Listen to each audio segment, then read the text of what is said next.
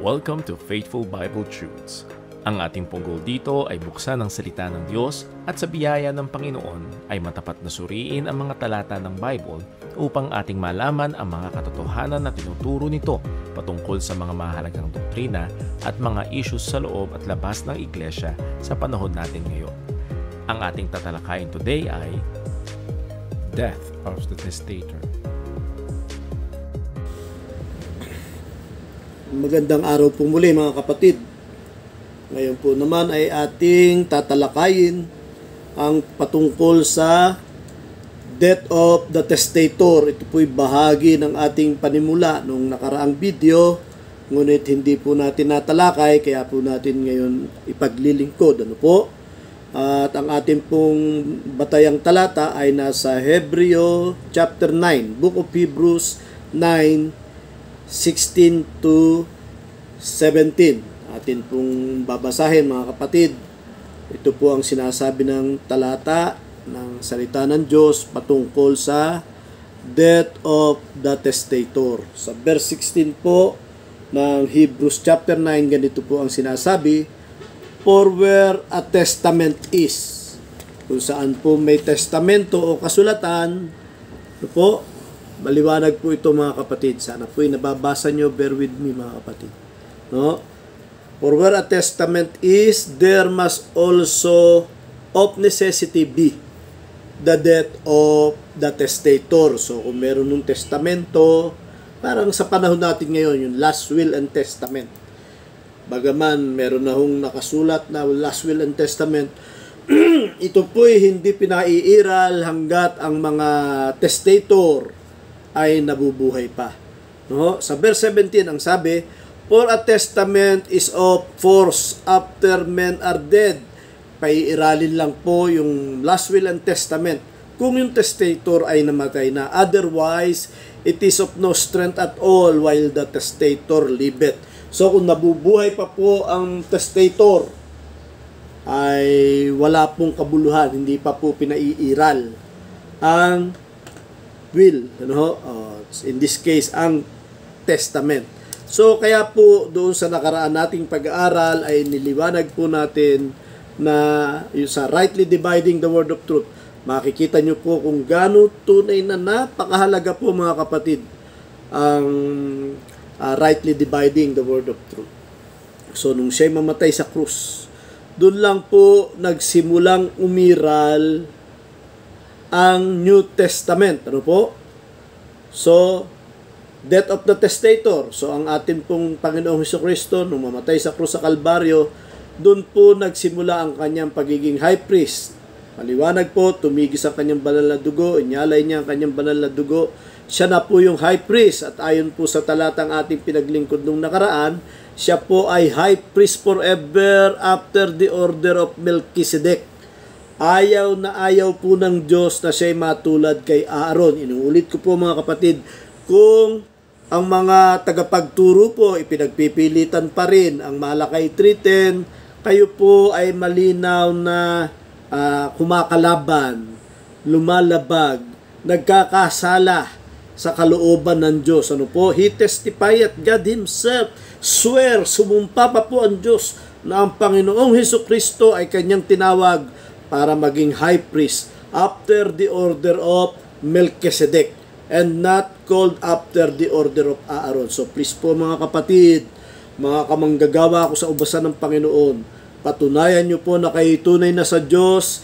Sinasaway po natin ngayon, itakwil nyo na po ang paggamit ng Malakay 3:10 para obligahin ang pagbibigay ng 10% ng mga sweldo o kinikita ng mga member sa church. Ito po'y napakalaking pagkakamali, pagkakasala sa Diyos. Ngayon, kung ipinagpipilitan nyo pa rin po yan, mga kapatid, ay nasa napakalaking panganib o almost certainly ay wala na po kayong, you may have much knowledge of the Bible, no?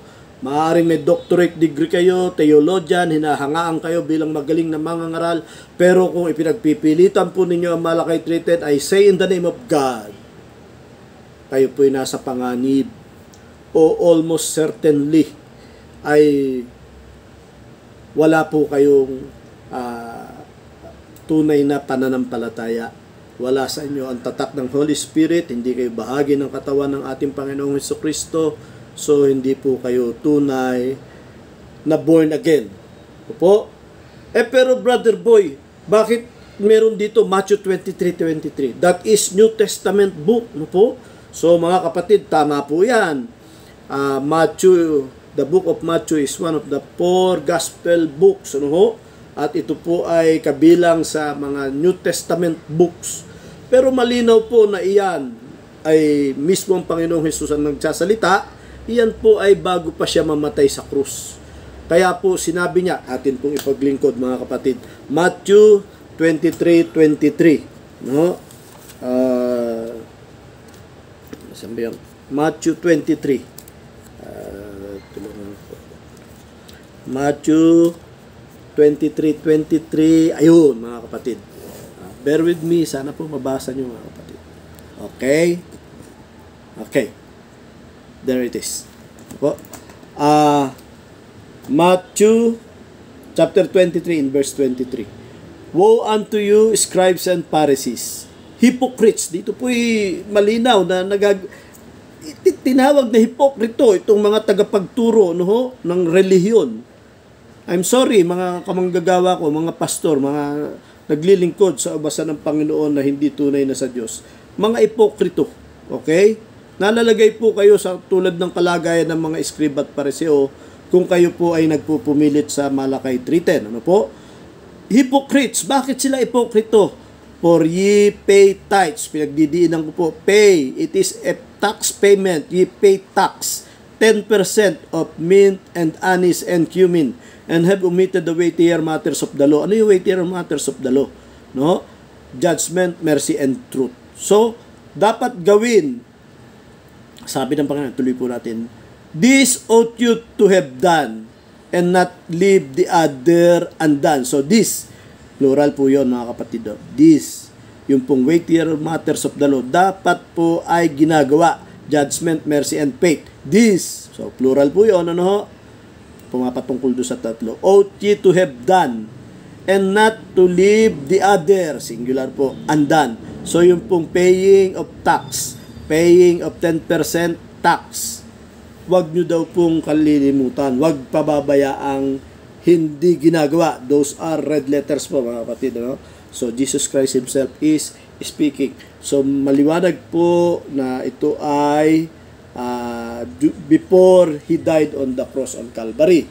So muli po pumapasok yung rightly dividing the word of truth, at kung ito po ay hindi alam ng mga tagapagturo, inuulit ko po sa ngalan ng Diyos, huwag po muna kayo magturo mga kapatid. Sabi po sa talata, kayo po'y dapat mag-aral, huwag munang mangaral, dahil mali po ang inyong turo. Sino ka man sa mundo na nagpupumilit ng Malakay 3:10, sinasaway ko po sa ngalan ng Diyos. In the name of God, please, kung ikaw'y tunay na mananampalataya, tigilan mo't mali.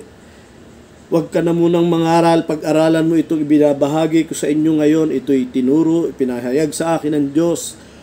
At kung ito'y makita mo at matanggap mo na sa tulong ng Diyos, makikita mo na kasalanan sa Diyos ang pagpapatupad ng tithes and offerings na binabanggit sa Malakay 3:8-10. Gayon din, binanggit ng Panginoon during His teachings in Matthew 23:23. So maliwanag po dito ang mga kapatid na ang Panginoong Jesus, He was born under the law, at siya po mismo ay nagbabayad ng buwis. Opo. And may I say, perfectly sinunod niya ang tithes and offerings na itinakda ng kautusan. If not, nagkasala siya, tainted ang kanyang dugo, hindi tayo matutubos mga kapatid. Pero ito po, tinityak natin na sunod niya perfectly, po ang kanyang dugo ay walang bahid dungis ng kasalanan. So ito tayo po ay nagkaroon ng katubusan mga kapatid. So sana po ito'y naging maliwanag, at muli, kung kayo po ay may katanungan, ay pwede nyo po kaming kontakin, and we will be very happy na ito po ay ipaglingkod sa inyo sa ngalan ng Diyos. Muli po mga kapatid, we love you with the love of the Lord. God bless you po. Magandang araw po. Kung kayo po ay may comments or questions regarding sa paksa ng video na ito, we would like to encourage you to leave it in the comment section. At kung sakali naman po na naging pagpapala ito sa inyo o animan sa mga video sa aming channel, kindly subscribe and share it to others. And we would like to encourage you na magpatuloy sa pag-aaral ng salita ng Diyos at inaanyayahan namin kayo sa mga live stream ng aming mga gawain dito sa Jesus Christ Baptist Church, Santa Maria, Bulacan via Facebook Live tuwing Sunday, 8:30 ng umaga ang aming Sunday School, 10 a.m. ang aming Sunday morning worship service at 2 p.m. naman po ang aming afternoon worship service. Nawa, patuloy tayong lumalim at tumatag sa pananampalataya at pagmamahal sa ating Panginoon. God bless po.